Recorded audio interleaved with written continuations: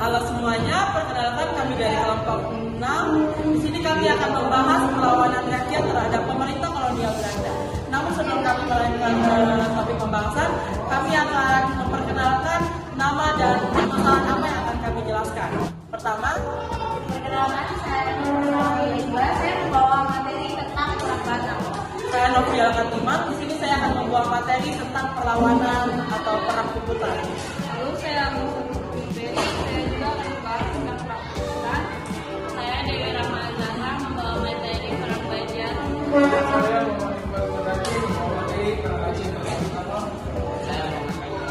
materi perang Aceh. Oke, sekian dan terima kasih. Yang pertama, perang puputan. Pada abad ke-19 di Bali terdapat 9 kerajaan, yaitu Klungkung, Gianyar, Badung, Mangawi, Karangasem, Jambrana, Tabanan, dan Bangli, dan juga Buleleng. Pada masa pemerintahan kolonial Belanda yang dipimpin oleh Gubernur Jenderal De Adels, Belanda menjalin hubungan kontrak dengan kerajaan-kerajaan di Bali. Selain itu, Belanda juga ingin menanamkan pengaruh dan kekuasaannya di Bali. Oleh karena itu, Belanda mengutus Kuskus Koopman untuk menjalankan misi politik. Kuskus Koopman terus mendekati para raja-raja di Bali agar raja-raja di Bali ini mengakui adanya kekuasaan Belanda di Bali.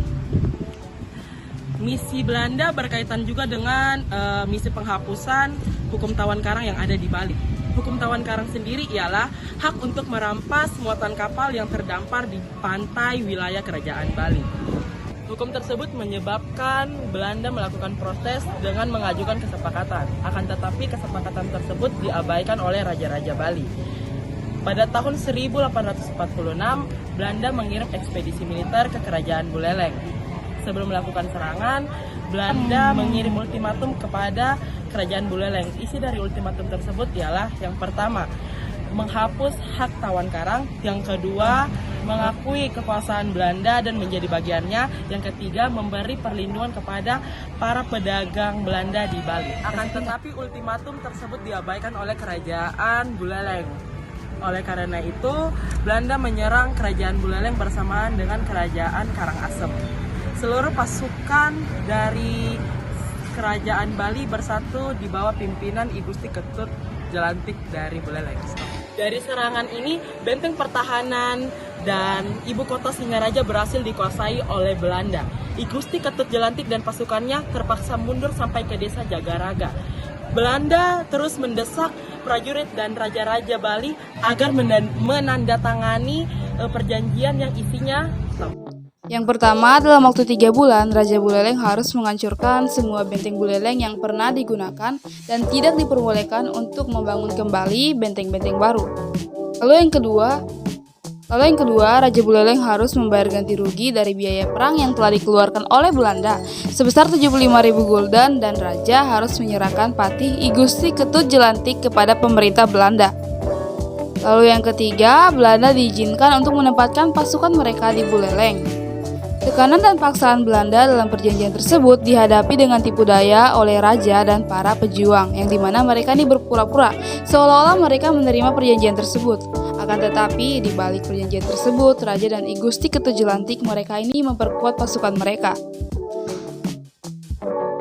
Di bawah pimpinan I Gusti Ketut Jelantik, penduduk Buleleng terutama yang ada di desa Jagaraga dan sekitarnya, mereka itu digerakkan untuk melawan Belanda. Pasukan I Gusti Ketut Jelantik mereka membangun benteng pertahanan di Jagaraga. I Gusti Ketut Jelantik juga mengembangkan strategi pertahanan yang disebut dengan Supit Urung, yaitu suatu sistem pertahanan dengan model gigit kepiting. Selain itu, sejumlah utusan dikirim kepada raja-raja yang ada di Bali dan sekitarnya untuk meminta dukungan menghadapi pasukan Belanda. Perintah kolonial Belanda mengetahui bahwa Buleleng ini sedang diam-diam mempersiapkan kekuatannya. Setelah memastikan kekuatan pasukan dari Buleleng, Belanda mempersiapkan pasukan mereka untuk menyerang Buleleng pada 8 Juni 1848, yang dimana pada saat itu pasukan Belanda menyerang benteng Jagaraga. Akan tetapi, pertahanan pasukan I Gusti Ketutjelantik ini cukup kuat, di mana dalam perlawanan tersebut, pasukan Buleleng didukung oleh kesatria wanita yang tidak lain dan tidak bukan adalah istri dari I Gusti Ketutjelantik sendiri yang bernama Jero Jempiring. Pertahanan Buleleng yang kuat itu berhasil menggagalkan upaya Belanda untuk menghancurkan benteng tersebut. Kekalahan Belanda di Jagaraga tidak menyurutkan niat Belanda untuk kembali melakukan serangan guna mendapatkan kemenangan. Pada 1849, Belanda mengirimkan ekspedisi ketiga dengan kekuatan yang lebih besar daripada sebelumnya. Belanda mengerahkan 4.000 tentara dengan 3.000 pasukan tenaga pengangkut. Sementara itu, untuk menghadapi kekuatan tentara Belanda yang dilengkapi dengan persenjataan modern, I Gusti Ketutjelantik bersama dengan pasukannya mereka mengobarkan semangat perang puputan. Dalam penyerangan tersebut, I Gusti Ketutjelantik lebih memilih untuk gugur di medan perang. Setelah bertempur habis-habisan, Belanda dapat menguasai benteng diorama Perang Panggung, Jagaraga. Jatuhnya benteng Jagaraga ini menyebabkan serangan rakyat Bali mengendur. Satu persatu kerajaan di Bali pun berhasil ditaklukkan oleh Belanda. Lalu pada 1908 Belanda berhasil menaklukkan kerajaan di Klungkung. Dengan ditaklukkannya kerajaan Klungkung, seluruh kerajaan di Bali berhasil dikuasai oleh Belanda. Yang kedua ada Perang Banjar. Pada pertengahan abad 19 terjadi Perang Banjar di wilayah Kesultanan Banjar. Perang yang melibatkan Belanda ini tidak lepas dari kekayaan alam yang dimiliki Kesultanan Banjar. Di wilayah kekuasaan Kesultanan Banjar terdapat tambang batu bara yang diminati Belanda. Oleh karena itu, berbagai upaya dilakukan Belanda untuk menguasai Kesultanan Banjar guna mendapatkan tambang batu bara di Banjar tersebut. Upaya Belanda untuk menguasai Kesultanan Banjar ditunjukkan dengan tindakan mencampur urusan politik, ekonomi, dan sosial keagamaan di Kesultanan Banjar. Campur tangan Belanda dalam bidang politik tampak pada saat Belanda berusaha menyingkirkan putra mahkota Kesultanan Banjar, Pangeran Hidayatullah, sepeninggal Sultan Adam pada 1 November 1857.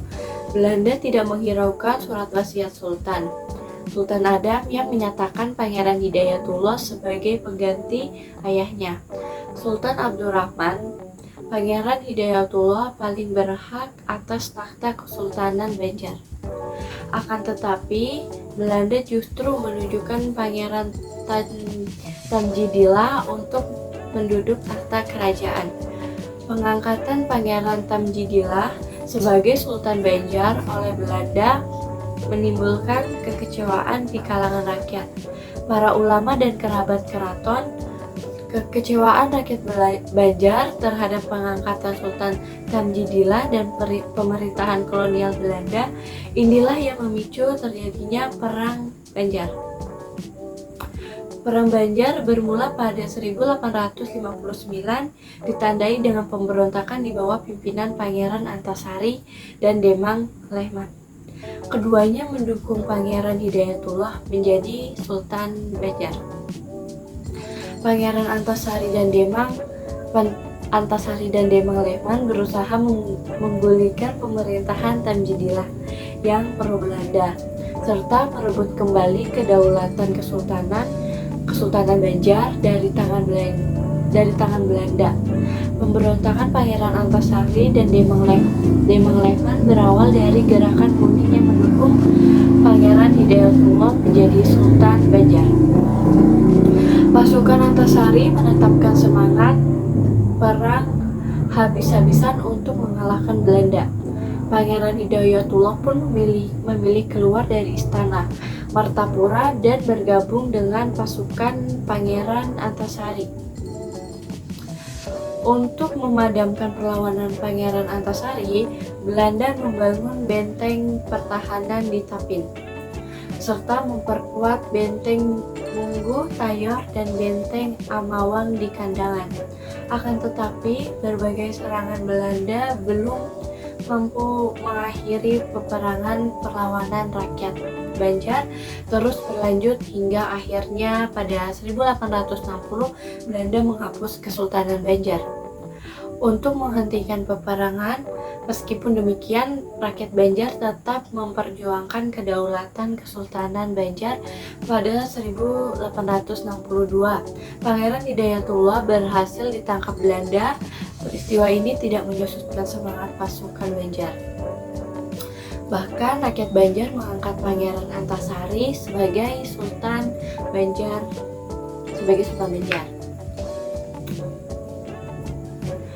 7 bulan setelah penobatan Pangeran Antasari, wabah penyakit cacar melanda daerah pedalaman Banjar. Penyakit tersebut memakan banyak korban, termasuk Pangeran Antasari. Perjuangan Pangeran Antasari dilanjutkan oleh putranya bernama Muhammad Seman. Akan tetapi pada 1905, Muhammad Seman gugur dalam sebuah pertempuran. Gugurnya Muhammad Seman melemahkan perlawanan rakyat Banjar. Oke, selanjutnya Perang Aceh fase pertama. Pada 26 Maret 1873, Belanda di bawah pimpinan Jenderal JHR Kohler melakukan serangan terhadap Aceh. Serangan Belanda ini dapat digagalkan oleh perlawanan rakyat Aceh. Dalam serangan tersebut, Jenderal JHR Kohler terbunuh. Terbunuhnya Jenderal JHR Kohler memicu kemarahan Belanda. Oleh karena itu Belanda kembali mengirim pasukan untuk menyerang Aceh. Pada 18 Desember 1873, Belanda melipat gandakan kekuatan dan melakukan serangan kedua terhadap Aceh. Serangan Belanda ini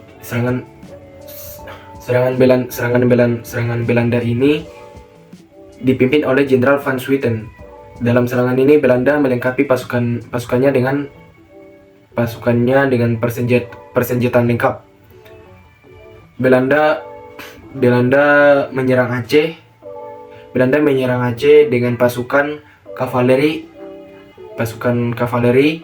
infanteri, dan zeni.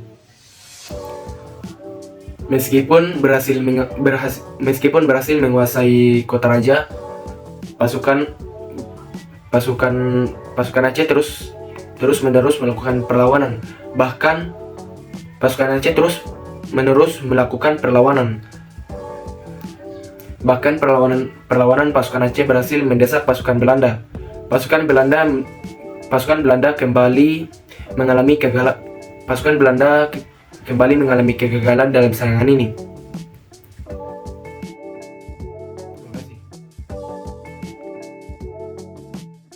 Oke, kali ini saya akan menjelaskan tentang Perang Aceh fase kedua. Fase kedua atau Perang Aceh Rakyat terhadap pemerintah kolonial Belanda makin memanas. Untuk menghadapi perlawanan rakyat Aceh, Belanda menerapkan siasat konsentrasi Stasel. Konsentrasi Stasel adalah strategi memusatkan perhatian dan kekuatan pertahanan di wilayah yang telah dikuasai. Rakyat Aceh melancarkan perang gerilya di bawah pimpinan Teuku Umar. Gerakan pasukan Teuku Umar terus mengalami kemajuan. Pasukan Aceh di bawah pimpinan Teuku Umar dan Cut Nyak Dien makin kuat dan perkembangannya. Pasukan Aceh melakukan perampasan senjata milik pasukan Belanda. Perlawanan yang dilakukan rakyat Aceh berhasil membuat pasukan Belanda kewalahan. Belanda kemudian melakukan strategi lain untuk mengakhiri Perang Aceh. Strategi Belanda dilakukan dengan mendatangkan tokoh yang menguasai agama, Seucok Hurgonje, ke Aceh. Tugas Seucok Hurgonje adalah menyelidiki adat dan istiadat dan sosial budaya masyarakat. Hurgonje memberikan beberapa saran, yaitu kepada pemerintah kolonial Belanda tentang rakyat Aceh. Beberapa saran itu sebagai berikut. Yang pertama itu adalah pasukan Aceh tidak menghiraukan Sultan karena Sultan tidak berkuasa.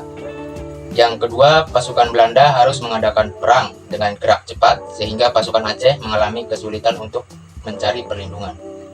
Yang ketiga, pasukan Belanda sebaiknya tidak menawarkan perundingan karena perundingan tidak akan diterima oleh pasukan Aceh. Yang keempat itu adalah pasukan Belanda harus memerangi golongan agama karena golongan ini sangat berpengaruh. Dan yang terakhir itu ada pasukan Belanda harus menggunakan siasat untuk kemakmuran rakyat. Sekian penjelasannya, terima kasih. Selanjutnya adalah Perang Batak. Jadi setelah Perang Padri berakhir, Belanda terus berusaha memperluas pengaruhnya. Sejak saat itu, Belanda mulai memasuki tanah Batak, terutama Mandailing, Angkola, Padang Lawas, Sipirok, bahkan sampai Tapanuli. Kondisi tersebut menjadi ancaman bagi kekuasaan Raja Batak, yaitu Sisingamangaraja XII. Masuknya dominasi Belanda ke tanah Batak juga disertai dengan misi, yaitu penyebaran agama Kristen. Jadi penyebaran agama Kristen ini ditentang oleh Sisingamangaraja XII dikarenakan dikhawatirkan perkembangan agama Kristen akan menghilangkan tatanan tradisional dan bentuk kesatuan negeri yang telah terjaga secara turun-temurun.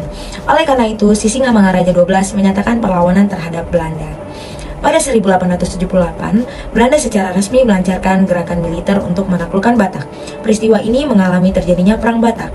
Pasukan Belanda di bawah pimpinan Kapten Schellen menuju Bahal Batu untuk menyerang Batak. Sementara itu, rakyat Batak di bawah pimpinan Raja Sisingamangaraja XII melakukan perlawanan terhadap Belanda di Bahal Batu. Dalam perkembangannya, Perang Batak meluas ke daerah-daerah lain. Setelah berhasil menggagalkan berbagai serangan yang dilancarkan pasukan Sisingamangaraja XII, Belanda mulai bergerak ke Bakara. Kemudian Belanda berhasil menduduki dan menguasai Bakara setelah melakukan serangan secara masif terhadap benteng dan istana Raja Sisingamangaraja XII. Sisingamangaraja XII dan sisa pasukannya berhasil meloloskan diri dan menyingkirkan ke daerah selatan, yaitu di Danau Toba. Belanda terus melakukan pengejaran terhadap Sisingamangaraja XII dan rakyatnya. Pada tahun 1907, pasukan Belanda yang dipimpin oleh Kapten Hans Christoffel melakukan penyisiran di kampung-kampung daerah Tapanuli untuk menangkap Sisingamangaraja XII.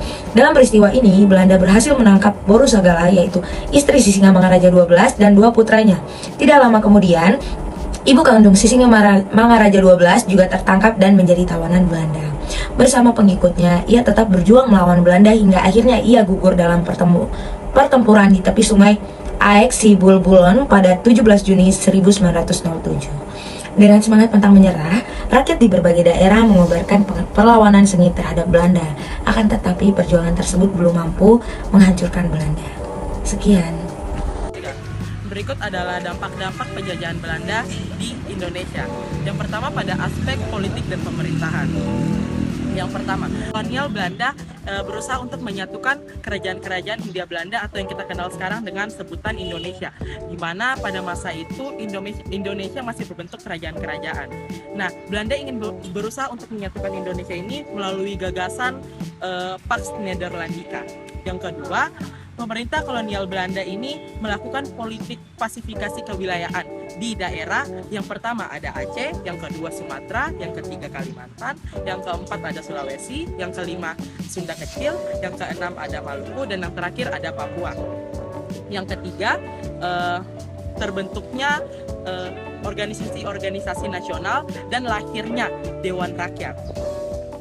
Terus kita masuk yang kedua pada aspek bidang ekonomi. Pertama, sistem perekonomian di Indonesia ini mengalami perubahan karena terjadi komersialisasi ekonomi dan industrialisasi di Indonesia pada masa pemerintahan kolonial Belanda ini.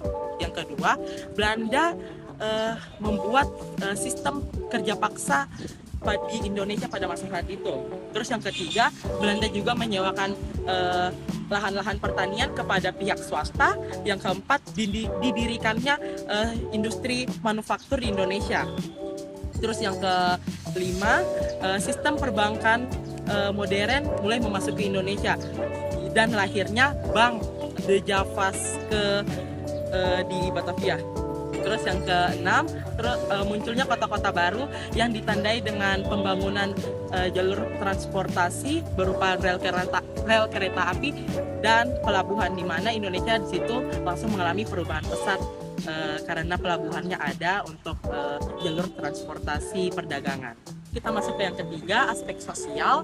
Yang pertama, lunturnya feodalisme. Yang kedua, berkembangnya stratifikasi sosial atau yang kita kenal dengan kelas-kelas sosial. Yang ketiga, ada pertumbuhan dan perpindahan penduduk. Pertumbuhan ini terjadi karena peperangan yang mulai menurun, terus kebijakan kesehatan pemerintah, perkembangan iptek dan transportasi, dan perpindahan penduduk ini karena terjadinya transmigrasi atau migrasi. Yang keempat, kita masuk pada aspek budaya. Yang pertama, berkembangnya agama Nasrani atau yang kita kenal sekarang dengan agama Kristen dan Katolik. Yang kedua, ada perkembangan seni arsitektur karena Belanda ini menyusun kota-kota di Batavia ini mengikuti tata kota mereka di Belanda.